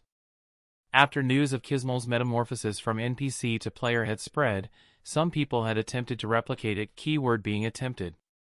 Nobody managed to repeat their feat, even when they broke quests and plot like the Reavers had. Kismel remained a unique case, until now. For all that, Drifter agreed with Yuna that the Cardinal system should have repaired whatever loophole allowed NPCs to gain sentience. They had the living proof of the contrary in front of them. The Spearmaster exchanged another look with his Vice Guild leader, the one who wasn't all wrapped up comforting a distressed child. That was, much like always, Drifter and Kirito were on the same page, and just a glance was enough for them to come to an agreement. "I don't think we are going to get much more of Yui right now. She seems both tired and confused. Kiri, Asuna, would you take care of her tonight?" He meant it in both meanings of the expression. To make sure that Yui was okay, and to keep an eye on her to confirm she wasn't a danger to anyone. "Of course." Asuna didn't even look in his direction before agreeing, and Kirito rolled his eyes with a fond smile. That was the kind of decision they should have discussed with each other, but something about the way Asuna looked while holding Yui on her lap melted away any complaints he might have. "All right then, show's over, everybody. Go back to sleep. We'll learn more about Yui tomorrow." The swordsman and fencer couple were the first to leave, Asuna still holding Yui. The rest of the Reavers watched until they disappeared before turning to stare at Drifter as one. "You sure about this, boss?" Even Yuki, who was normally so boisterous and easygoing, had a peculiarly thoughtful expression on her face, with just the barest hints of worry. She trusted Kirito and Asuna, not to mention Drifter, but they can take care of themselves. Plus, I very much doubt Yui's dangerous. Liz raised an eyebrow and smirked. "Is that optimism I hear? Are you sure you are good, Drifter? Should we have Pina give you a once-over?" "Pryik!" It was Drifter's turn to roll his eyes, even as he scratched Pina between the ears just as he knew she liked. "Yes, I'm sound of mind, Liz." Despite how unsettling it is that Yui managed to break in, so to say, we are still in our home. Cardinals made mistakes over the years, but it never let anyone get hurt inside a safe zone. Liz and some others nodded, but more still raised bemused eyebrows. "And?" Drifter shot an exasperated glare at Griselda, but the sword and shield user didn't buckle. "Come on, Drifter. You are one of the most paranoid people in Aincrad. It's already honestly shocking you haven't quarantined the girl, but to let her not just roam free, but to sleep with Kirito and Asuna? You never trusted Cardinal before, why start now?" The Spearmaster opened his mouth to answer, then closed it again. That was the question, wasn't it? Finally, he just pursed his lips and shook his head. "I don't know. Or rather, I'm not sure. It's just something. I don't feel like Yui's dangerous. Actually, it's the opposite. I feel close to her. I don't know why." Reaver's Requiem stared at him, silent, for a full 10 seconds. Then they just took his words at their value and shrugged. "Your instincts have rarely led us astray before, Drifter." "Yup. We would be dead 10 times over if it wasn't for you listening to your gut. If it says Yui is good, then she is good. Although, I guess there's someone who feels even closer to Yui than you do, Asuna really took to her, almost instantly, didn't she? From there, the discussion turned towards Asuna's surfacing motherly instincts, which, if the Reavers were to be honest, felt fitting.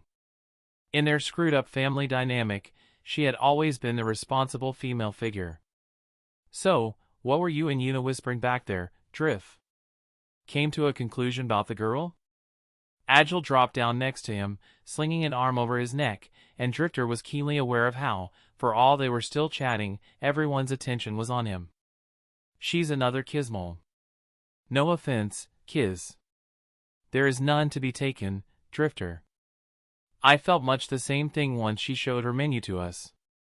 The dark elf waved off his apologetic look with ease. Sure, the transition from NPC to player hadn't been easy to her, most of all the knowledge that she was or used to be nothing but bundles of data following a prearranged program. But she had made her peace with it, and thought her life was better than ever despite all the ups and downs. What about the loss of memory? Kismol remembered everything. No clue. Maybe it got corrupted? Or maybe the circumstances were entirely different from Kiz, and only the end result was the same. The others frowned, pensive. Maybe. I'm more worried about how she got in, to be honest. And how she watched us without any of us being able to find her. You and Kirito said you've been feeling eyes on you for days, Drifter. It can only be her. Sinan fingered her bow in annoyance. She had the highest level of searching in Sword Art Online. Not being able to find Yui wasn't only disconcerting, but a blow to her pride. Again, no clue. I'm hoping we find out more tomorrow. The dubious looks he received were expression enough of what his guildmates felt about that possibility. Yui could barely remember her name, the Spearmaster shrugged, throwing off Agile's arm and looping his own around Yuna's waist, pulling her up. Whatever. If anyone wants to keep grinding their gears, that's up to you. We are going to bed. Night. A chorus of good night answered them, and Yuna allowed herself to be silently guided to their room. Once there, she sat on the edge of the bed, dragging Drifter down so he laid his head on her lap. What's eating you up, dummy? Beyond the obvious? Drifter shuffled, turning around and burrowing his head on her navel. His response was muffled, but she could still understand it. Is it stupid to say I'm jealous? Jealous? Kirito and I were the only two who could feel Yui watching us. That gotta mean she was focusing on us for some reason, no? And then, he trailed off, but Yuna hummed in sudden enlightenment. Lovingly running her fingers through his hair, she took her time composing her answer. It's a little stupid. But I'll admit, seeing Yui latch onto Asuna so quickly, I also felt a pinprick of envy. I could see myself in her position. Yui's pretty adorable. Drifter snorted against her belly, then turned his head up so he could gaze into her eyes. It was unknown how much time passed. Yuna lost herself in his gaze, and how much warmth and love there was in it. Next thing she knew, their lips were separating, her breathing slightly haggard from the passionate kiss. Drifter's hand was still holding her neck from where he had pulled her down. When we leave Aincrad, everything will be a mess for some time. But one day very soon, I'll marry you properly. And then, he didn't manage to complete that thought before Yuna leaned down again. Chapter 232 Papa, Mama. When Drifter woke the next morning, it was to find a couple of his guildmates already up and about. They were loitering in the kitchen and porch, and he could see the questions hanging over their heads. Suppressing a chuckle, Drifter waved off the glances sent his way when he appeared. It's a new day, everyone. Agile, Ran, Kismol, divide everyone in 3 parties and take them to keep exploring the top floor. I'll take Yun, Kirito, Asuna, and Yui when they wake up. See if we can find more clues about her, but there's no need for everyone to stay here for that. We'll share what we learn when y'all come back, of course. And keep quiet about Yui for now, at least until Argo and Akari have had the chance to investigate some. There were some grumbles, some of them not exactly happy about having to go back to routine so quickly, but that was all. Before long, all the Reavers bar Drifter and the three he named were out and about. Yuna came down shortly after they left. A single shared look between them was enough for her to understand Drifter's intentions, and she settled on the couch, snuggled up with him while they waited. They didn't have to wait long. Kirito and Asuna came down the stairs from the second floor, a bleary-eyed Yui following closely after them. The girl was still wearing her pink dress, and Drifter smiled at her while Yuna cooed at how cute she looked. "Good morning, Yui. How did you sleep?" "Hm. Well." Drifter's gaze flickered to Kirito and Asuna, who nodded in response. Their night with Yui sharing their bed had been calm, the little girl sleeping all the way through it, just mumbling a few incomprehensible mutters now and then. "That's great, Yui. Do you remember my name?" Yui scrunched up her eyebrows, but eventually pouted and shook her head. Drifter just chuckled, patting her hair. "That's fine. I'm Drifter. This is my wife, Yuna. Nice to meet you again, Yui." From her spot at his side, Yuna leaned forward to grab Yui's hand. "Drite? Una?" She couldn't quite pronounce their names, though the Spearmaster got the impression it was less of a matter of it being hard, and more of Yui not being used to the words. "Good enough. Was your night okay? Did Kirito and Asuna treat you well?" This time Yui's expression brightened considerably, while, for some reason, both Kirito and Asuna blushed deeply. "Hm. Papa and Mama were very nice." "Oh, they were? That's good."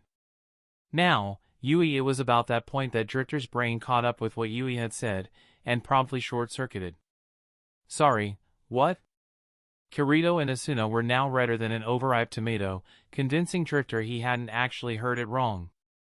By his side, Yuna was all but choking on air as she gasped for breath between peals of suppressed laughter and snorts of disbelief. Yui, meanwhile, looked wholly nonplussed about the reactions her words had wrought. She was hugging Asuna's arm and smiling. Drifter stared wide-eyed at his vice leaders. It was one night. How did this happen? They blushed even more at the unplanned innuendo. Asuna had buried her head on Kirito's shoulder, and the swordsman was looking everywhere but at Drifter and Yuna. "Yesterday, we tried to teach Yui our names before going to bed. She couldn't quite get them right. And then suddenly she just called us that. We didn't have the heart to tell her off." Drifter gaped at the couple, then burst out in uncontrollable laughter.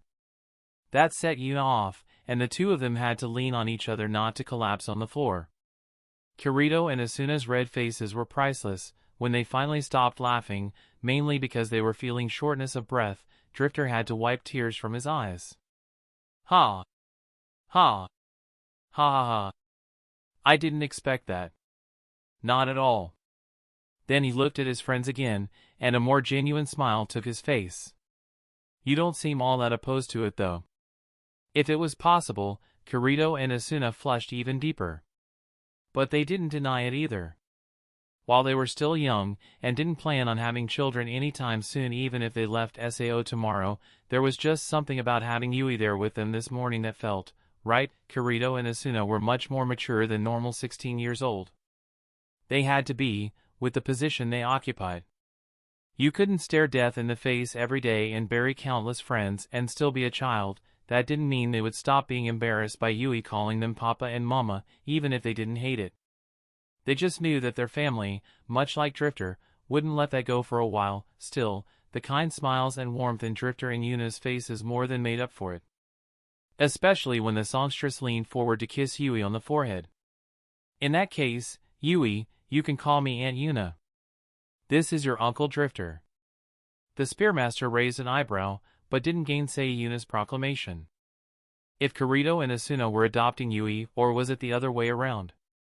No matter for how shortly it may be, then the girl would have an entire guild full of aunts and uncles. Drifter didn't know how that would work out, but it was sure to be entertaining.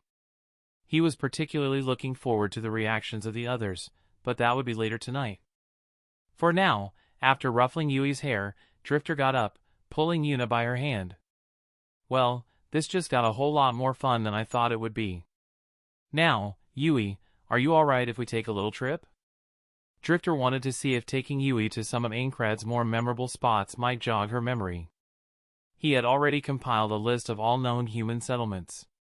If Yui truly was an awakened NPC like they hypothesized, those were the most likely places for her to have come from, and on the top of that list was the Town of Beginnings.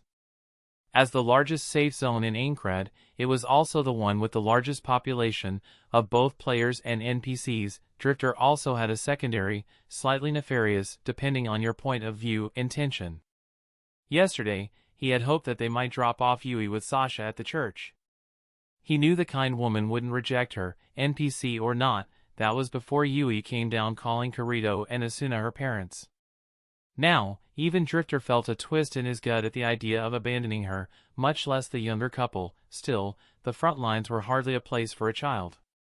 And though Drifter wouldn't begrudge nor deny his vice leaders if they wanted to take some time off to stay with Yui at the mansion, as the leader of the assault team he would need them back at some point, but that was a matter for later, and Drifter was sure a solution that made everyone happy could be found.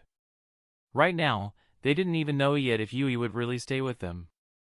She might very well recover her memory and go back to wherever she was before. A trip? Can we, Papa, Mama? Can we? Her young face lit up at the mention of a trip, reinforcing Drifter's ideas that she knew all the words, just wasn't used to speaking them. That's adorable. Yuna whispered in his ear when Yui turned to Kirito and Asuna with big, wide eyes, begging to be allowed to go on said trip. Not that they had been planning on stopping it in the first place. Of course, Yui. There are a lot of interesting places to see. I'm sure you are going to love it. Yay! Let's go, Uncle Drite, and Una. The Spearmaster chuckled at the mangled pronunciation of their names. It would come with time, followed by Yui, who walked between Kirito and Asuna holding both of their hands. He led the group to the teleporter room. Alright, Yui. Hold tight to your mama and papa, okay? Okay. Drifter chuckled again, and was the first to step through the teleporter, calling for the Town of Beginnings. The familiar sensation of weightlessness came and went as suddenly as it always did, and he stepped out of the teleporter with practiced ease. A quick look around confirmed that the Town of Beginnings was bustling with activity like usual, with hundreds of people, NPCs, and players alike, walking around the main plaza.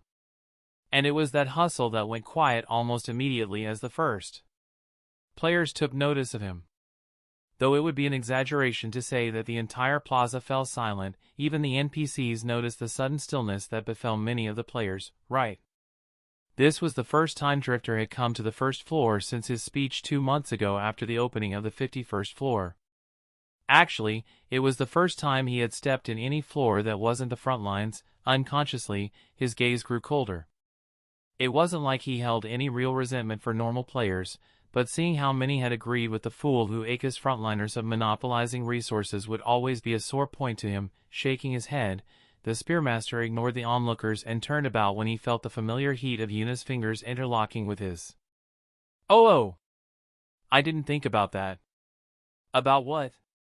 How people will talk when they see his songbird cut off as the teleporter shone and then dimmed for a third time, and Kirito and Asuna stepped out, Yui between them. Immediately, the plaza broke out in hushed whispers, and Drifter knew before the hour was over all at Aincrad would have heard of the Black Swordsman and Lightning Flash walking about with a child. To their credit, Kirito and Asuna didn't even seem to notice the attention they were attracting, or, if they had, gave no indication of such, and Yui, bless her bright soul, was looking around in pure wonder, which elicited smiles from all 4 Reavers. Ignoring the astonished looks from the other players, they left the plaza. One of the advantages of placing himself as the tyrant of the assault team was that nobody was keen on bothering Drifter or his companions for autographs anymore. Wherever he passed, a path opened amidst the throngs of players. Everyone knows you, Uncle Drite.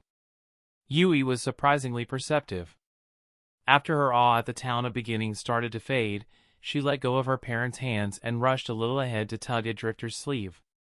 I'm a little bit famous. Your Aunt Yuna, Papa, and Mama are too. The Spearmaster scooped her up into his arms, and then placed her on his shoulders. Yui giggled happily as she gripped his head to steady herself. Kirito and Asuna only grinned at the sight, not a shred of jealousy within them. Drifter was family.as for Yuna. Her eyes were shining so brightly that, if Drifter had seen them, he might be forced to give Yui back to her parents and drag his wife back home immediately. Why are you famous, Uncle Drifty? Ah, you are almost there. But that's a conversation we can have later, Yui. For now, why don't we just enjoy our trip?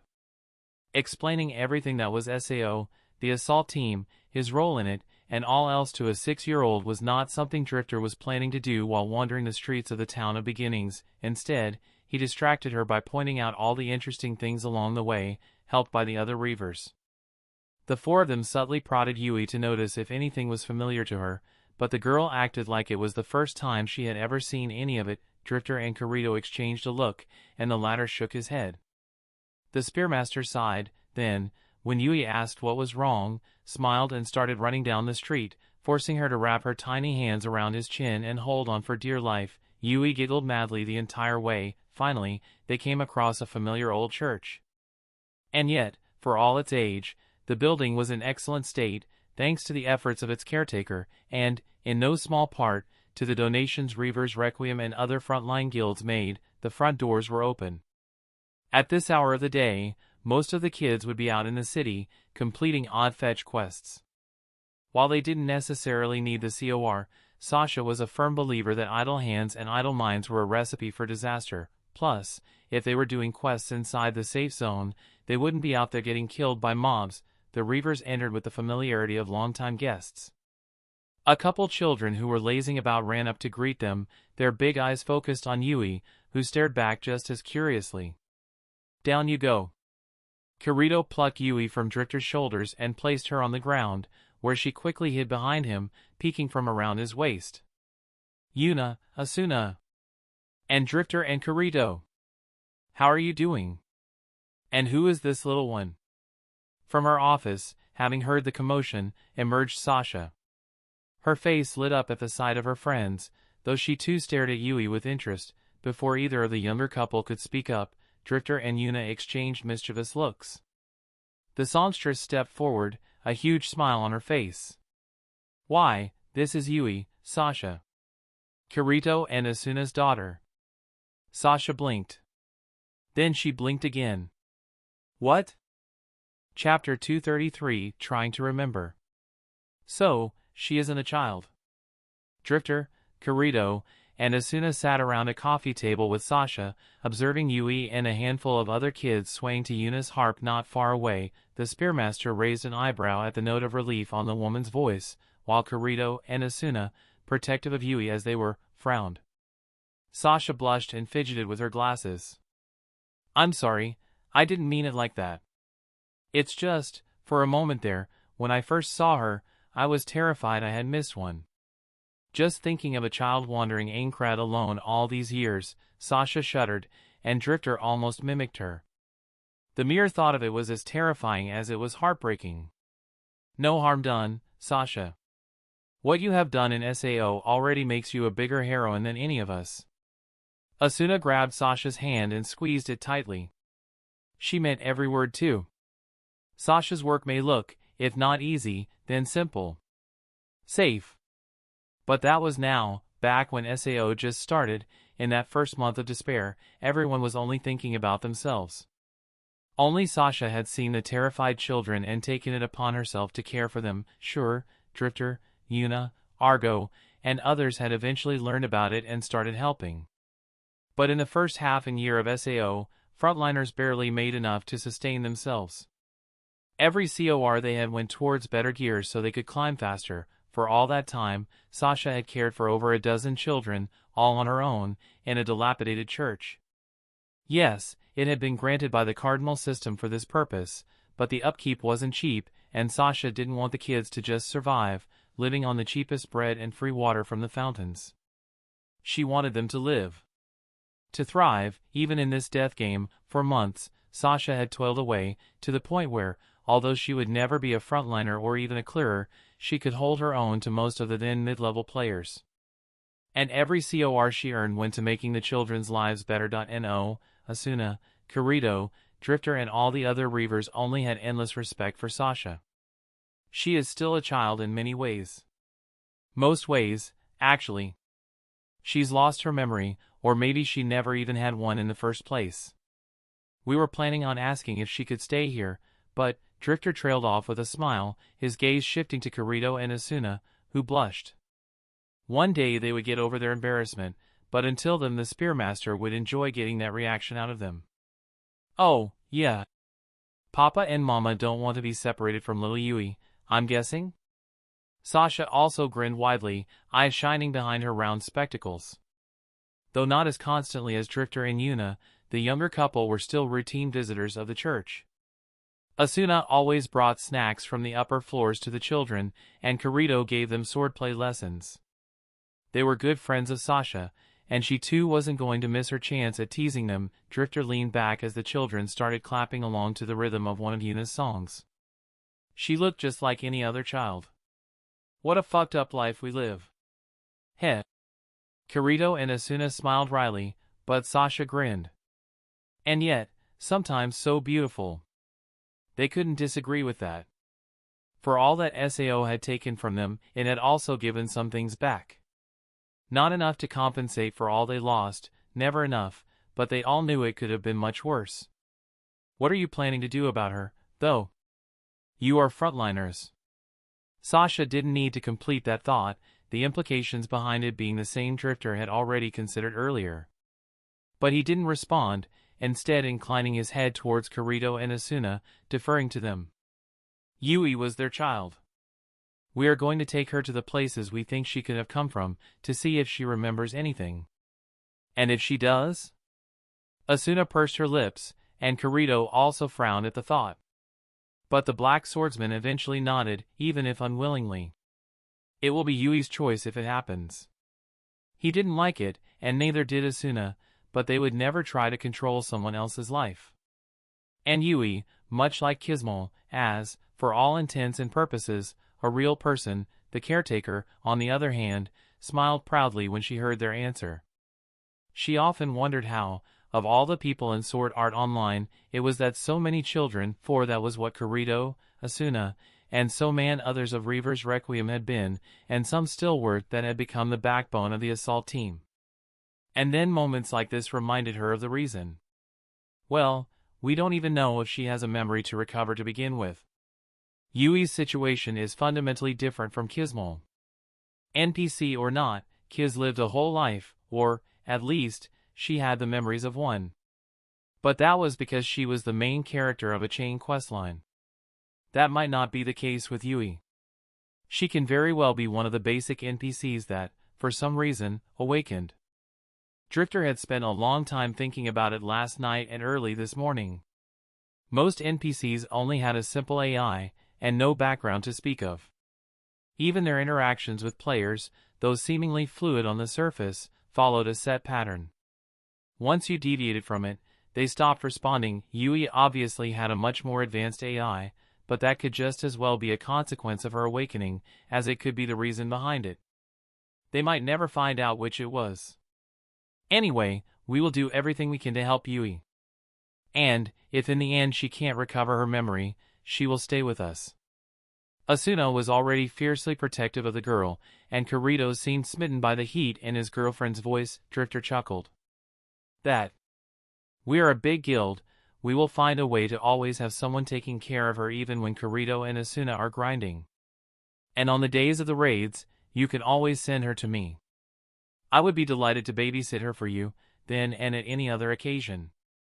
Sasha smiled as she offered it, her gaze drifting to the girl in question, who was now holding a flute as Yuna tried to teach her how to play it. The sharp whistles that resulted from her failed attempts weren't exactly pleasing to the ear, but the sight of it warmed all their hearts. Thank you, Sasha. Don't mention it. It's my job. And if it can help with yours, that's just two birds with one stone. Drifter inclined his head in thanks to the caretaker, while Kirito and Asuna hugged her. Then the Spearmaster drained the last of his coffee and got up. That being said, we have to get going if we want to complete our itinerary. We'll see you during the weekend, Sasha. And I'm sure Kirito and Asuna can be convinced to accompany us. Heh, I think Yui will insist. After collecting Yuna and a reluctant Yui, they bid farewell to the caretaker. While the younger couple raced ahead with the little girl, Drifter filled his wife into what they had discussed. Yuna sighed and leaned onto his side as they walked, wrapping her arms around his. You really think she just had a basic AI? Dunno.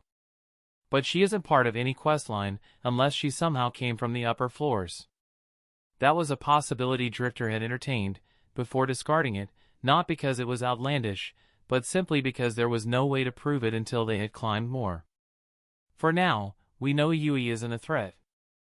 Let's just keep doing what we have been doing. Everything will solve itself eventually. HM. The broken spear of Aincrad may have taken a more laid-back approach to the matter of Yui, but in the outside world it was an entirely different case. Children had always been a touchy subject in the case of Sword Art Online. That Kaiba would allow teenagers to play the game was one thing, if already nefarious. But children, he could have blocked them from playing. He could have kicked them put before starting the death game. No one believed for even a second that the man who could create an entire virtual world couldn't put a handful of underage players if he so wanted. Kaiba had chosen not to. And if it hadn't been for the kind soul that was Sasha, SAO's Monument of Life would have 24 more names on it, and the obituaries outside would read an even more horrifying story. Such cold and deliberate cruelty was why not even the staunchest of life activists uttered a complaint when others advocated for the death penalty should Kaiba be found. It was one of the many reasons why Drifter and every other frontliner fully intended on stabbing the scientist's heart out if they ever came across him in Aincrad or the real world. But while countless people around the globe were first terrified, then shocked about Yui's whole existence, it was the families and those closest to Reaver's Requiem that had the biggest reactions. When the little girl had showed up at the Reaver's mansion, they had been confused.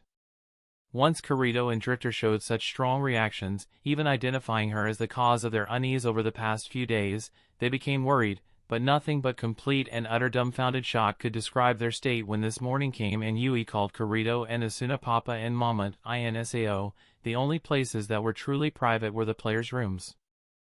In there, no matter what was happening, if the players were sleeping, talking, or something else, the broadcast would cut off as soon as the door closed.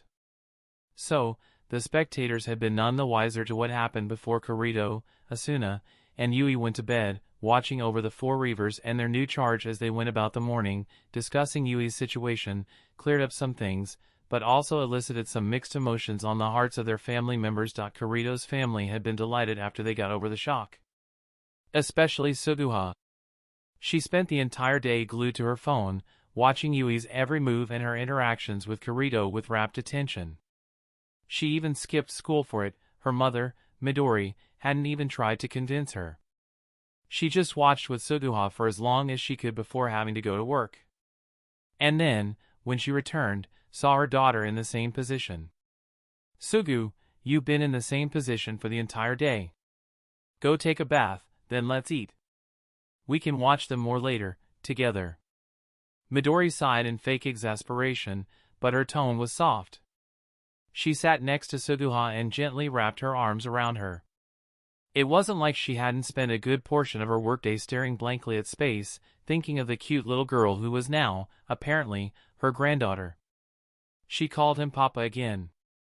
Suguha's voice was a soft whisper, her eyes shining. Her phone, broadcasting Kirito's POV, showed the 4 Reavers and Yui back at the Reavers mansion after a full, but fruitless, day of visiting Aincrad's most memorable spots to see if they jogged Yui's memories. They hadn't. Now, the group was sitting on the porch, waiting for their guildmates to come back, while Yui sat on Kirito's lap, excitedly pointing out things in the distance to him. The swordsman still blushed every time Yui called him that, and Asuna wasn't much better.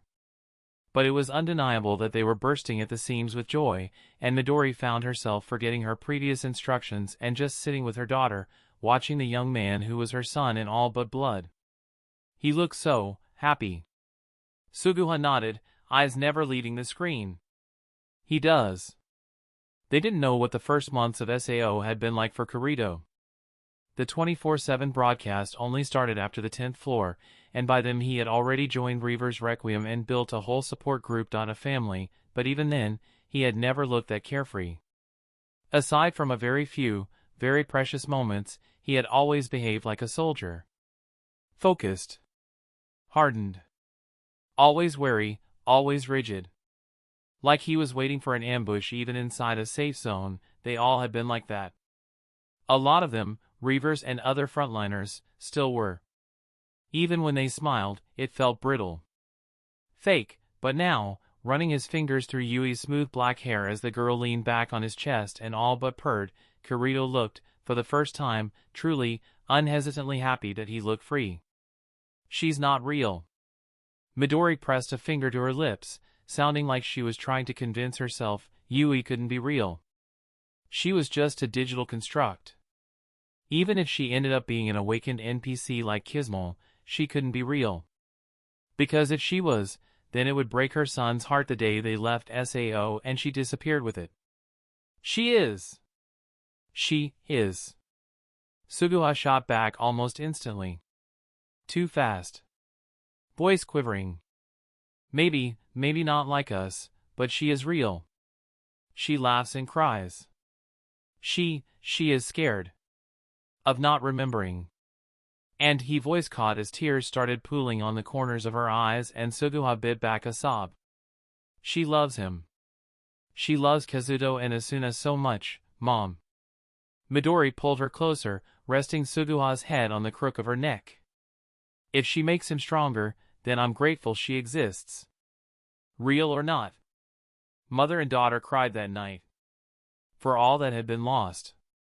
And for hope, others didn't have such emotionally grounding moments. In a modern mansion that put the Reavers to shame, at least in terms of opulence, Yuki Shiza sat across from his estranged wife, Yuki Kyuko. The same scene Suguha and Midori were seeing was playing on a TV to the side, though from Asuna's point of view, Shiza hadn't set foot in the mansion in months, nor had he spoken with his wife more than the few words necessary at public functions, but this time, he had come here of his own volition, hoping against all hope that Yui might spark anything resembling familial instinct in Kyuko. He should have known better. Instead, when he showed the broadcast to her, who hadn't bothered watching it in a long time, and explained the situation and Yui's existence, she had sneered.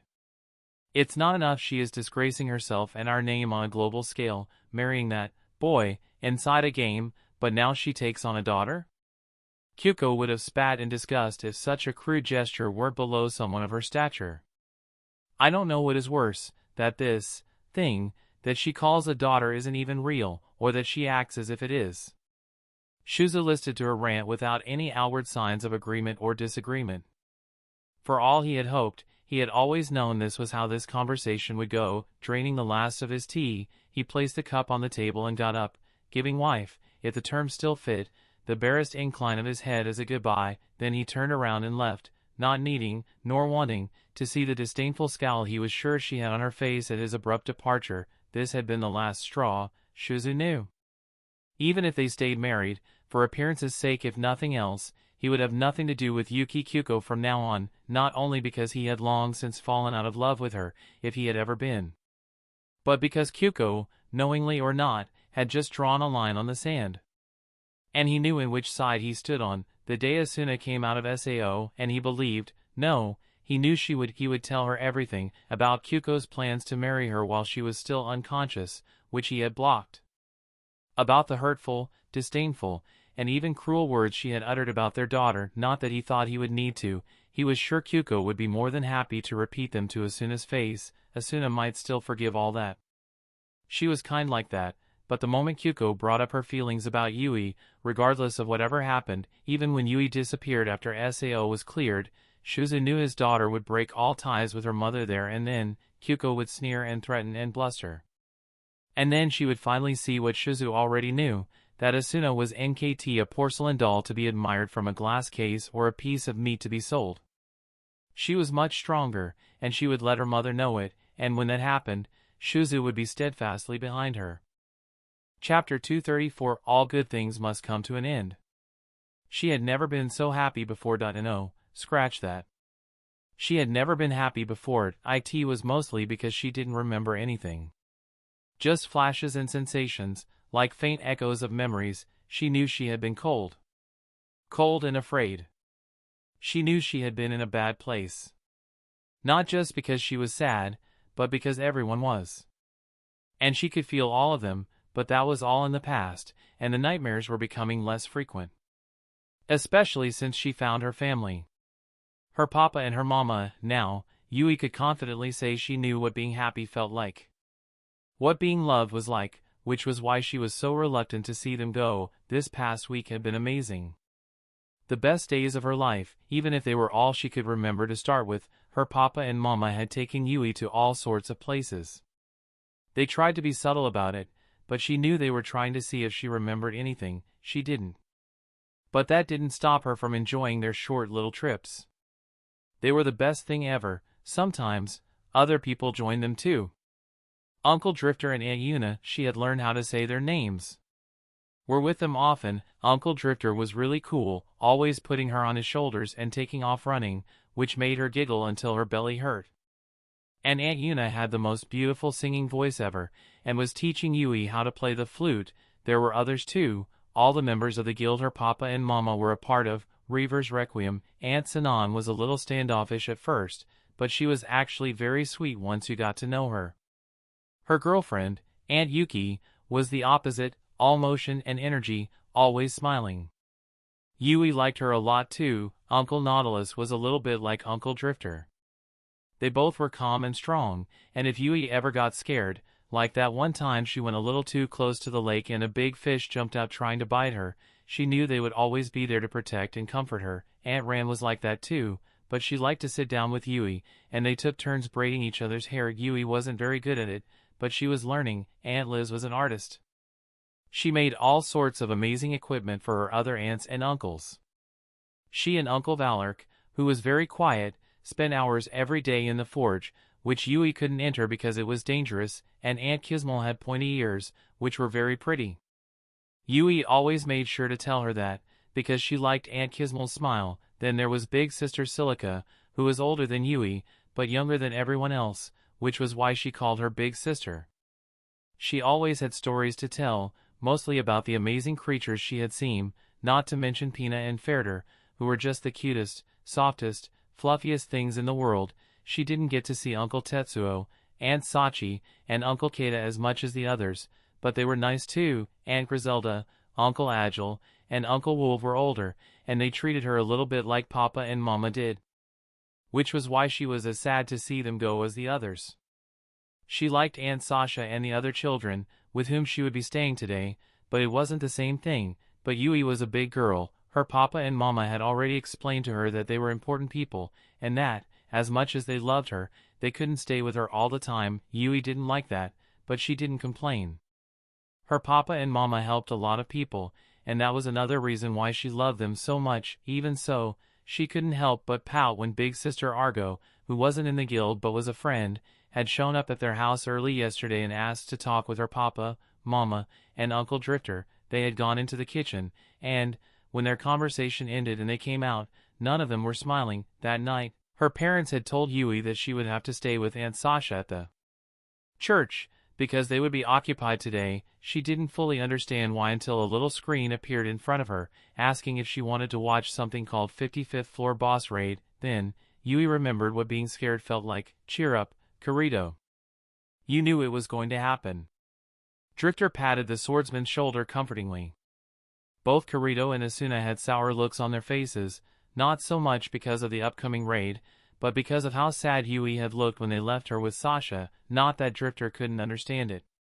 His bond with Yui wasn't as strong as the one she had with her parents, obviously, but the little girl had grown on him, and all of the Reavers, Yui was a joy to have around.